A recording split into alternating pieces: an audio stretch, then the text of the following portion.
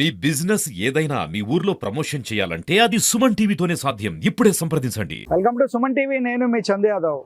అనకాపల్లి జిల్లా పూడిమడకలో ఒక విషాదకర సంఘటన అయితే చోటు చేసుకుంది. ఈ కొడుకే ఈ కుటుంబంలో ఏడుసాలు బాబు, ఆడవాళ్ళు ఉన్నారు బాబు, నాకు పెద్ద కొడుకే పోయాడు బాబు.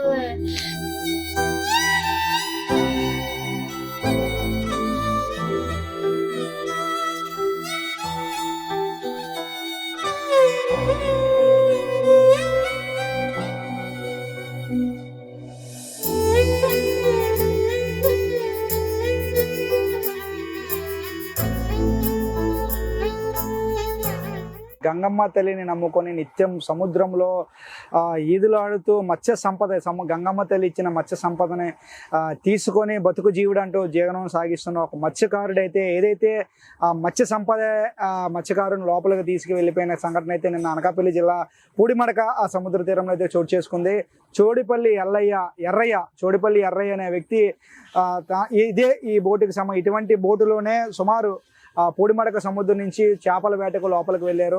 వారి అన్నతో పాటు సుమారు 4 వ్యక్తులు సముద్రంలో ఇదే బోట్ ఏదైతే ఇప్పుడు మనం చూస్తున్నాము పడవంటారు దీన్ని, ఇందులో నుంచే వారు వేటకు వెళ్ళారు. వేటకు వెళ్ళిన తర్వాత కొద్ది దూరం వెళ్ళిన తర్వాత మత్స్య సంపద కోసం వారు వల వేయటం జరిగింది. దీంతో 100 కేజీలు ఉన్నటువంటి 100 కేజీలు బరువు ఉండే ఒక కొమ్ము కోణం చేప అయితే వారి గేలానికి చిక్కింది. అయితే చిక్కడంతో ఒక్కసారిగా ఎవరైతే ఉన్నారో చోడిపల్లి ఎర్రయ్యతో పాటు ఆయన తమ్ముడు కొర్రలయ్య, వాసుపల్లి ఎల్లాజీ, గనకల్ల అప్పలరాజు. సో నిన్న బుధవారం ఉదయం వేటకు వెళ్ళారు. వేటకు వెళ్ళిన తర్వాత నిన్న సాయంత్రం అయితే వారికి వేసిన గేలానికి ఒక కొమ్ముకోణం 100 కేజీల బరువు ఉండే కొమ్ముకోణం చేప అయితే తగిలింది. దీంతో ఒకసారిగా ఆ చేప ఆ లోపలికి లాగడంతో వీరందరూ కలిపి బయటికి పడవలోకి అయితే ఆ చేపను లాగే ప్రయత్నం చేశారు. ఇంతలో ఆ చేప విదిలించుకొని ఒక్కసారిగా వరతో పాటు ఎవరైతే ఉన్నారో చోడిపల్లి ఎల్లైని కూడా లోపలికి పడిపోవడంతో ఒక్కసారిగా లోపలికి లాక్కెళ్ళిపోయింది. సో దీంతో ఎవరైతే ఉన్నారో వారి కుటుంబ సభ్యులు, బంధువులు నిన్నంతా కూడా ఎంత వెతికినా కూడా ఎవరైతే ఉందో చోడిపల్లి ఎర్రయ్య దొరకని పరిస్థితి. దీంతో ఒక్కసారిగా ఆ పూడిమడక తీరంలో విషాద ఛాయలు అయితే అలుముకున్నాయి. నిత్యం ఆ గంగమ్మ తల్లిని నమ్ముకొని మత్స్య సంపదని అమ్ముకుంటూ జీవనం సాగించే కుటుంబంలో ఒక్కసారిగా మత్స్యకారుల కుటుంబంలో ఒక్కసారిగా అయితే విషాద ఛాయలు అమ్ముకున్నాయి. ఎందుకంటే నిత్యం ప్రతిరోజు కూడా ఇట్లానే వీరు సాధారణంగా వీరు వేటకు వెళ్ళటం, మత్స్య సంపద తీసుకురావడం, మత్స్య సంపదని అమ్మి సొమ్ము చేసుకోవడం, వారి కుటుంబం జీవనం సాగించడం ఇదంతా కూడా దినదిన చర్యగా ఉంటుంది. కానీ ఒక్కసారిగా చేపకి 100 కేజీలు బరువు ఉండే కొమ్ము కోణం చేప దొరికింది అని ఆనందపడేలోపు ఒక్కసారిగా ఆ చేపే వారిని లాక్కెళ్ళిపోవడంతో ఎవరికి చెప్పలేని పరిస్థితి, ఎవరికి చెప్పుకోలేని పరిస్థితి. దీంతో వారందరూ కూడా ఎవరైతే ఉన్నారో ఆ బోట్లో చుట్టుపక్కల ప్రాంతం అంతా కూడా కలిగి తిరిగి నెతికినా కూడా ఆయన ఏదైతే ఉందో ఎర్రయ్య దొరకని పరిస్థితి. దీంతో ఒకసారి కోస్ట్ గార్డ్ సిబ్బంది కూడా వచ్చి ఏదైతే ఆయన లోపలికి పడిపోయారో ఆ చేప ఎక్కడైతే లాక్కెళ్ళిపోయిందో అదంతా కూడా నెతికినా కూడా దొరకని పరిస్థితి. దీంతో ఒకసారిగా కుటుంబ సభ్యులు కూడా బాధపడుతూ ఉన్నారు. కుటుంబ సభ్యులు, వారి తల్లి కూడా కుటుంబానికి అందించిన కొడుకు, ఆయన చాలా మంచి వ్యక్తి ఎర్రయ్య, మా కుటుంబాన్ని పోషించేవాడు, ఇప్పుడు కుటుంబానికి పెద్ద అయినటువంటి వ్యక్తి లేకపోవడంతో మాకు దిక్కెవరంటూ కూడా రోధిస్తూ ఉన్నారు. మరోవైపు ఆయనతో వచ్చిన చేపక వేటకు వెళ్ళిన వారు కూడా మాట్లాడుతూ ఉన్నారు. వారు ఏమంటా ఉన్నారో వారి విషయంలో అడిగి తెలుసుకునే ప్రయత్నం చేద్దాం. 2 గంటలు 4 వెళ్ళాలి బాబు, తప్పులో 4 వెళ్ళాలి. కొడుకు జారిపోయాడు బాబు, 3 వచ్చారు బాబు. ఈ కొడుకే ఈ కుటుంబంలో ఏడుసాలు బాబు, ఆడవాళ్ళు ఉన్నారు బాబు, నాకు పెద్ద కొడుకే పోయాడు బాబు. నా భర్త చచ్చిపోయాడు, నా పిల్లలు అలా పంచును బాబు. ఈ గవర్నమెంట్ నాకు న్యాయం చేయకపోతే నన్ను బతకరాను బాబు, న్యాయమే చెయ్యాలి బాబు. డబ్బెట్టి పెంచారు బాబా, ఇల్లు అయ్యి తనకాలు ఎట్టేసి పెంచారు. కొడుకురా గంగలోకి వెళ్ళి జారిపోయాడు బాబా, మాకు న్యాయం చేయాలి బాబా.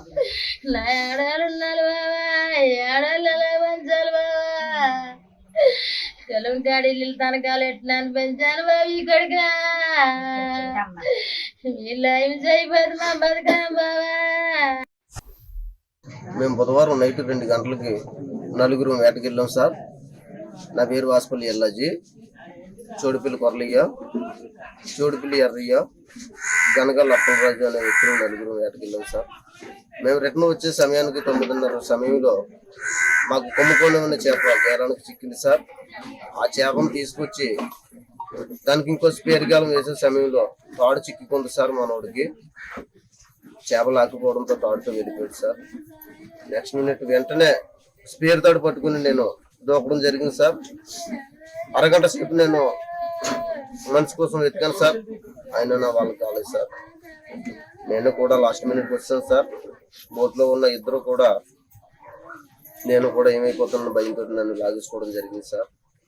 దాదాపు నాకు చికెన్ గేలానికి చికెన్ కొమ్ముకునే చేప దాదాపు 200 కేజీలు పైగా ఉంటుంది సార్. దీనివల్ల ప్రభుత్వం సేకరించి ఆ ఫ్యామిలీకి కానీ వాళ్ళందరికీ సహకారం అందించాలని మనస్ఫూర్తిగా కోరుకుంటున్నాను సార్. సో ఇప్పుడు అక్కడ మనం చూడొచ్చు, ఏదైతే పడవ వెళ్తుందో ఆ విధంగానే వీరందరూ కూడా వెళ్ళారు.